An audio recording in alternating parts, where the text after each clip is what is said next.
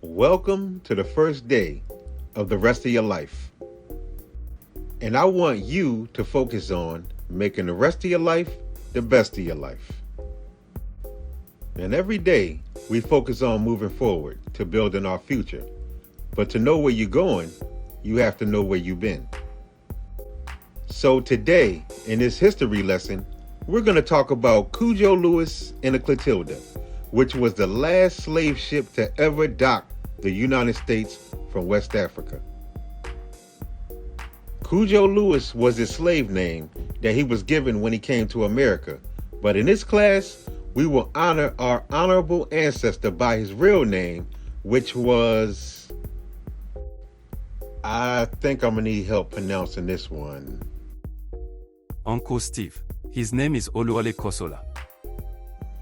Thank you, Dominic. I appreciate that.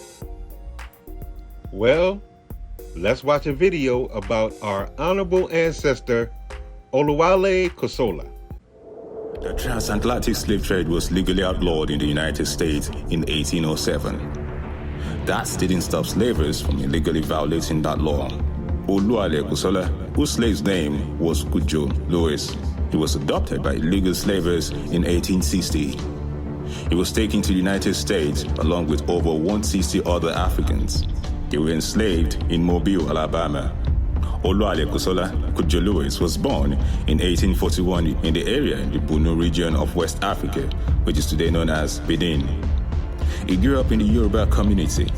He came from a large family with 17 other siblings. During the spring of 1860, his speech was interrupted and his life was changed forever.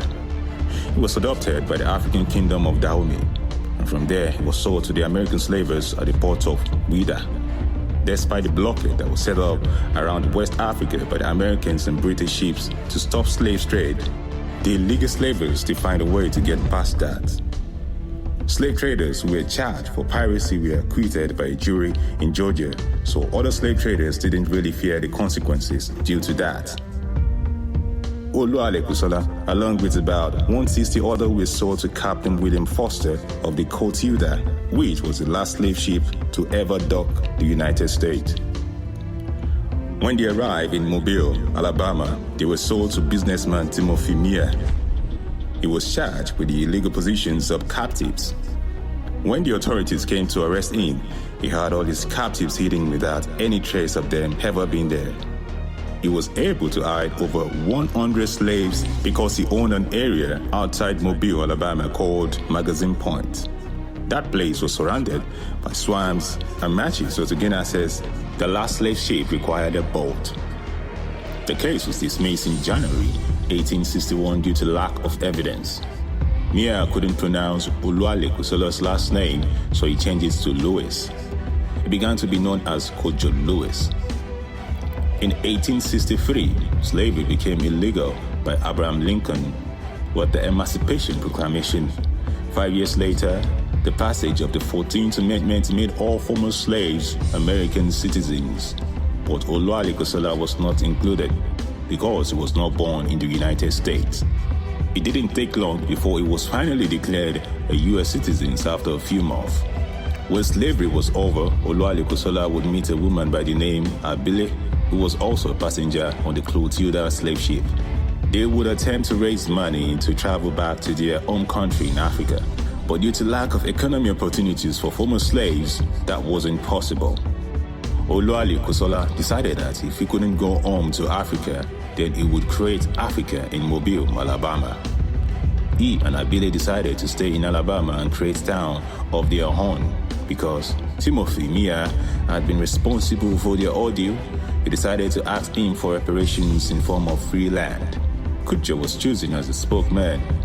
Mear refused their demands, and they purchased land from him and others and established Africatown on Hill North Mobile. Cudjo worked as a shingle maker, but after being injured in the train incident in 1902, which he sued the railway company, he became Africatown's church sexton. On that land, they would keep their traditions alive and operate it like a Yoruba compound. He would eventually marry Abile and have several children. He and his wife had 5 sons and 1 daughter.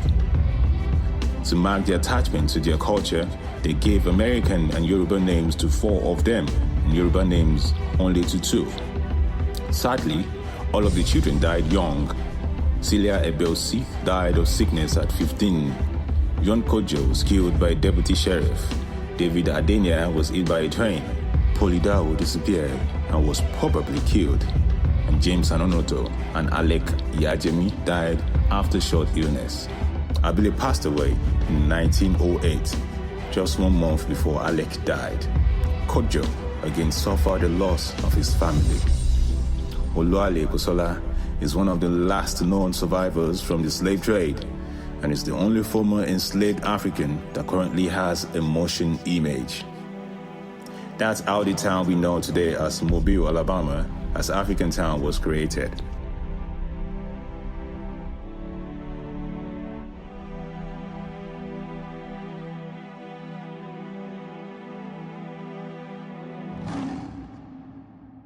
That was an amazing video. I love how he was able to create Africatown in America. Everyone in this class has roots that started in Africa. Even though some of us like Shona and K1 were raised in different continents due to the slave trade. Just like our honorable ancestor Oliale Kassola shows that, no matter where you place us on this planet, we will survive and make a home anywhere. Africatown still sits in Mobile, Alabama until today, something that was built over a century ago. Starting with Shona, I want to know, what did you like about the video? After seeing this video, I really want to visit Africatown. It would be a great idea if we can take a field trip there. That's the power of Mother Africa's children. You can remove us from our land and drop us off anywhere on this planet, and we will make a kingdom anywhere we go, just like Oliale Kassola. A man being taken away from his own land beyond his will is a crime. Those savages who took him should be arrested. This story breaks my heart. He lost his family back in Africa. Then he loses his wife and children, leaving him to be alone again. I know that feeling of being alone, it hurts. All of your answers were amazing. Wow, time went by fast.